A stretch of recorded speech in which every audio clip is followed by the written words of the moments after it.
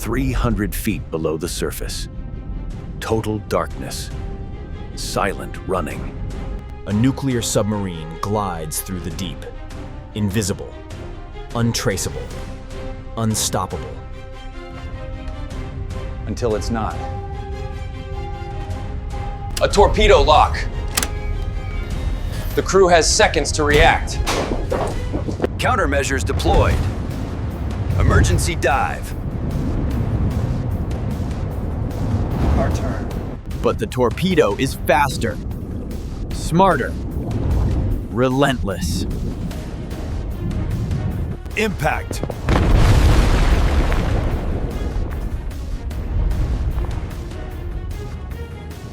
The hull ruptures. Seawater floods in at 3,000 pounds per square inch. Compartments seal. The lights go out. The ocean is trying to crush 130 sailors inside a steel tube. This is the nightmare scenario every submarine mariner trains for!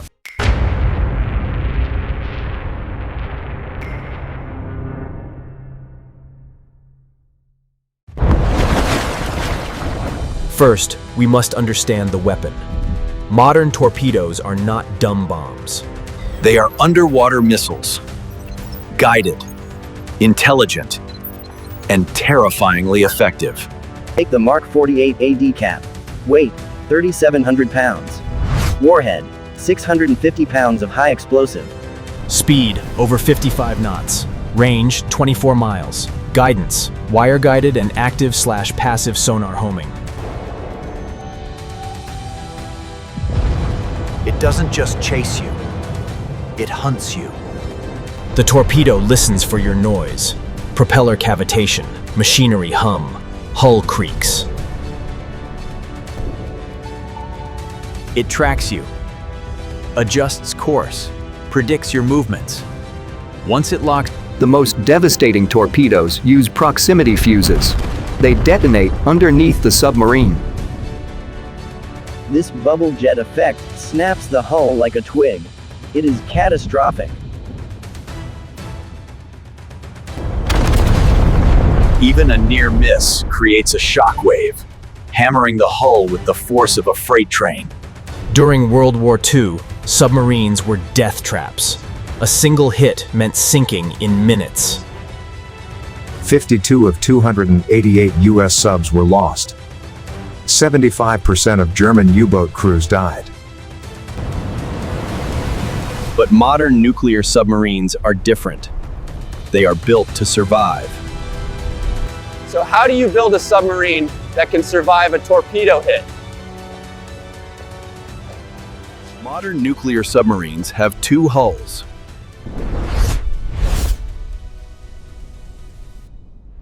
The outer hull, thin, sleek, designed for stealth and speed. The inner pressure hull, the real fortress, made of HY100 steel, inches thick. Between them, ballast tanks and empty space.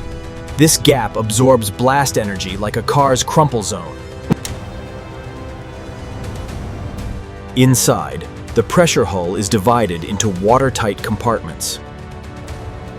Massive steel watertight hatches can slam shut in seconds, isolating flooded sections. This is critical. You sacrifice one section to save the rest of the boat.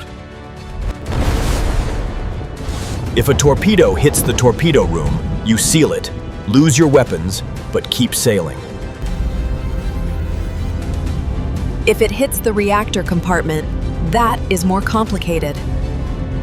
Everything critical has backups. Backups for the backups.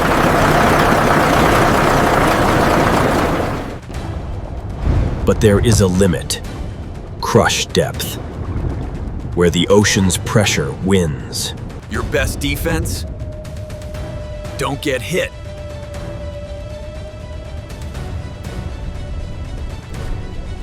Submarines have sophisticated ears, passive sonar arrays that listen silently for threats. The warning shatters the silence. Torpedo in the water! Bearing 270, closing fast! Evasive action. Hard turns. Sudden depth changes to break the torpedo's lock.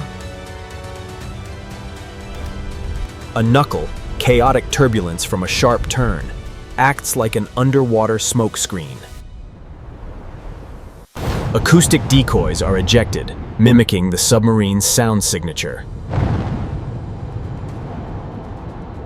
A skilled captain can hide beneath thermoclines, layers where sound bends and becomes trapped. The silent drift. Shut down all machinery. Become a hole in the water. But sometimes, the torpedo is too smart, too fast, and it hits. When it does, the real battle for survival begins.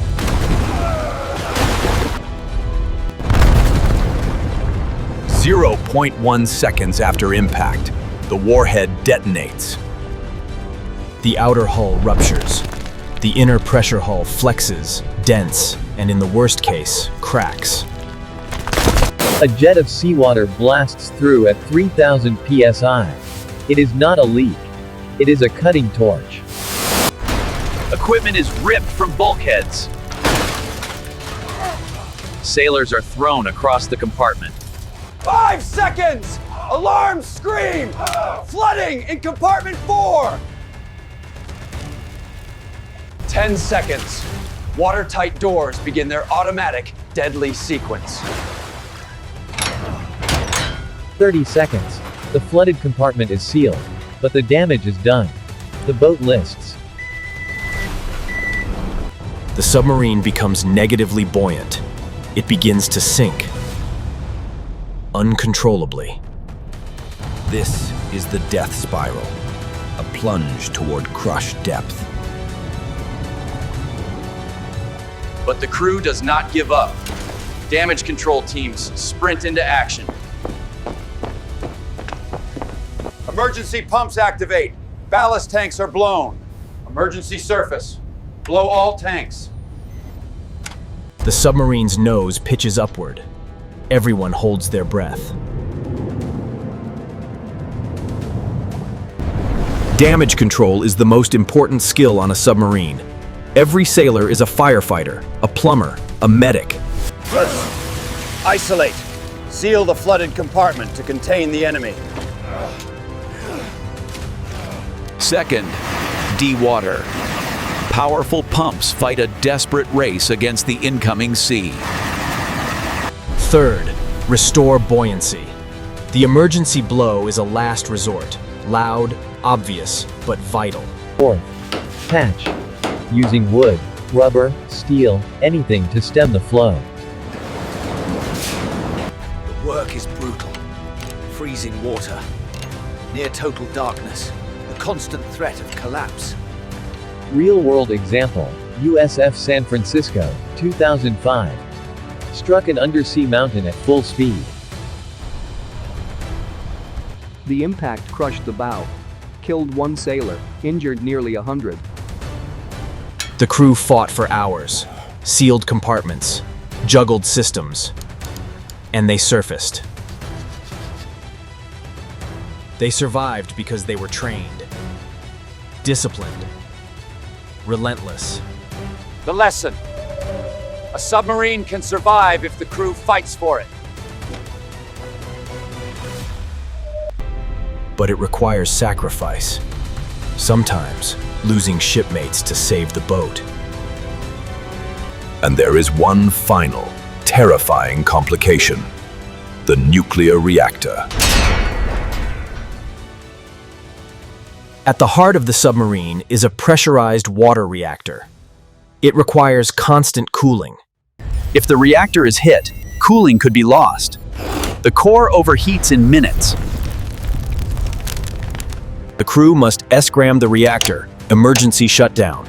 Insert control rods to stop the chain reaction. Radiation leaks mandate evacuation and sealing of the reactor compartment. The reactor goes dark. Primary power is lost. Now, the submarine runs on batteries. Remarkably, in the entire history of the U.S. nuclear navy, there has never been a reactor meltdown at sea. A testament to engineering and to the sailors who maintain an unbroken chain of vigilance. After the fight, the submarine begins its agonizing climb. 500 feet, 400, 300. The hull groans. The list worsens. 200 feet, 100 feet, 100. And then it breaks the surface.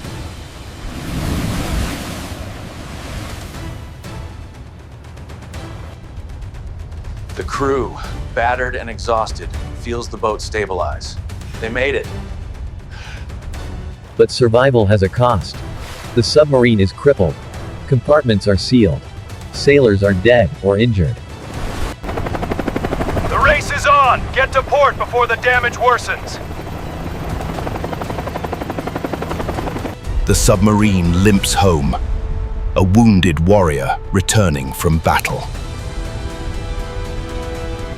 In port, the assessment begins.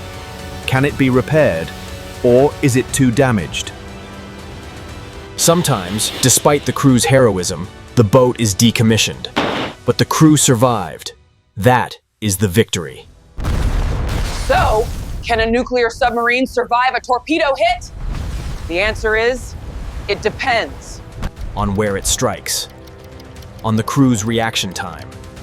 On the integrity of a single watertight door. Modern submarines are engineering marvels, designed to survive the unsurvivable. But they are not invincible. The submarine does not save itself. The crew does. Submarine service is among the most dangerous professions. The ocean is an enemy that never sleeps. There is no rescue, no ejection seat. You fight, you survive, or you go down with the boat. History remembers the lost boats, USS Thresher, USS Scorpion, the Russian Kursk, ARA San Juan. Lost. Silent. Forever entombed in the deep. This is not a game. It is not a movie. It is real. It is deadly. It demands courage few will ever know. The next time you see a submarine silently gliding beneath the waves, remember the sailors inside. Living in a steel tube, operating a nuclear reactor, hunting an unseen enemy, and praying they never have to test whether their boat can survive a hit.